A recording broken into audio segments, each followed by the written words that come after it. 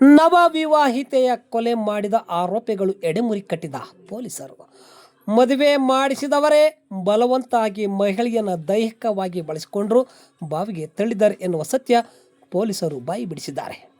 ಹಾಗಾದರೆ ಆ ಮಹಿಳೆ ಯಾರು? ಚಳ್ಳಕೆರೆ ತಾಲೂಕಿನ ನಾಯಕನಹಟ್ಟಿ ಸಮೀಪದ ಎನ್ ಮಹಾದೇವಪುರದಲ್ಲಿ ಭಾನುವಾರ ಪಾಳು ಬಾವಿಯಲ್ಲಿ ದೊರೆತಿದ್ದ ಯುವತಿಯ ಶವಕ್ಕೆ ಸಂಬಂಧಪಟ್ಟಂತೆ ಇಬ್ಬರು ಆರೋಪಿಗಳನ್ನು ಪೊಲೀಸರು ವಶಕ್ಕೆ ಪಡೆದಿದ್ದಾರೆ. ಚಳ್ಳಕೆರೆ ತಾಲೂಕಿನ ಚಿಕ್ಕ ಹುಳ್ಳಾರ್ತಿಯ ಸುಮಲತಾ ತನ್ನ ಪ್ರಿಯಕರ ಗಜೇಂದ್ರನೊಂದಿಗೆ ಈಶ್ವರ ದೇವಾಲಯದಲ್ಲಿ ವಿವಾಹವಾಗಿ ಎನ್ ಮಹಾದೇವಪುರದ ಬಳಿ ಇದ್ದ ಕುರಿ ರೊಪ್ಪಕ್ಕೆ ಬಂದಿದ್ದರು. ಅದೇ ದಿನ ರಾತ್ರಿ ಬಹಿರ್ದೆಸೆಗೆಂದು ಹೋದ ಸುಮಲತಾ ಕಾಣೆಯಾಗಿದ್ದಳು. ಈ ಬಗ್ಗೆ ಸುಮಲತಾ ಅವರ ತಂದೆ ತಳುಕು ಠಾಣೆಯಲ್ಲಿ ದೂರು ದಾಖಲಿಸಿದರು. ಗಜೇಂದ್ರ ಮತ್ತು ಅವನ ಸ್ನೇಹಿತರು ಸುಮಲತನನ್ನು ಹುಡುಕಾಡಿದಾಗ ಪಾಳು ಬಾವಿಯಲ್ಲಿ ಶವವಾಗಿ ಪತ್ತೆಯಾಗಿದ್ದಳು.